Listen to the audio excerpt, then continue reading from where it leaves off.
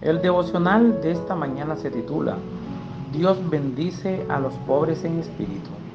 El versículo de memoria lo encontramos en Mateo capítulo 5 versículo 3. Dice la palabra de Dios: Bienaventurados los pobres en espíritu, porque de ellos es el reino de los cielos. Las famosas bienaventuranzas pronunciadas por Jesús en el Sermón del Monte representan un terreno fértil para la meditación para nuestros días hoy. Desde el punto de vista de lo que nos enseña acerca de Dios, podemos ver en esta primera un retrato de Dios que establece la espiritualidad como la mayor riqueza del ser humano. Sería una lectura demasiado superficial de Mateo 5:3 la que concluyera que Jesús se estaba refiriendo a las personas que son pobres en cuanto a los bienes de este mundo. Lo que sabemos de Dios nos lleva a entender que Él no excluirá de la posibilidad de la salvación a ninguna persona debido a la situación relativa a los bienes materiales.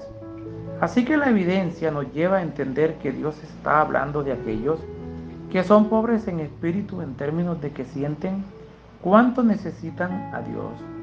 Los pobres en espíritu son aquellos que se miran a sí mismos y reconocen que, comparados con Cristo, están lejos del ideal y necesitan urgentemente que la gracia y la misericordia divina haga por ellos lo que no pueden hacer por sí mismos. Esto contrasta frontalmente con quienes no sienten su necesidad espiritual, con esos practicantes de alguna religión que piensan: yo soy rico, me he enriquecido y de nada tengo necesidad. A eso Jesús les dice: ¿no sabes que eres desventurado, miserable, pobre, ciego y estás desnudo? Apocalipsis capítulo 3 versículo 17.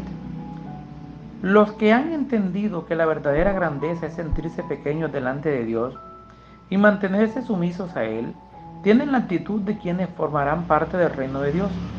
Este es el tipo de personas que según Dios son felices, son bienaventuradas, son dichosas, son afortunadas. Son en definitiva bendecidas. ¿Por qué? Porque el reconocimiento de esa necesidad los ayudará, primero, a refugiarse en Dios como su única posibilidad de salvación. Segundo, entender que el orden correcto de las cosas es buscar primero lo espiritual y luego lo demás bajo la dirección de Dios. Y tercero, tendrán mayor capacidad para entender el propósito de su existencia. Para Dios, los pobres en espíritu no son tontos, ni apocados, ni acomplejados, ni mucho menos depresivos. Los pobres en espíritu son las personas más sabias, porque han entendido el verdadero significado de la vida.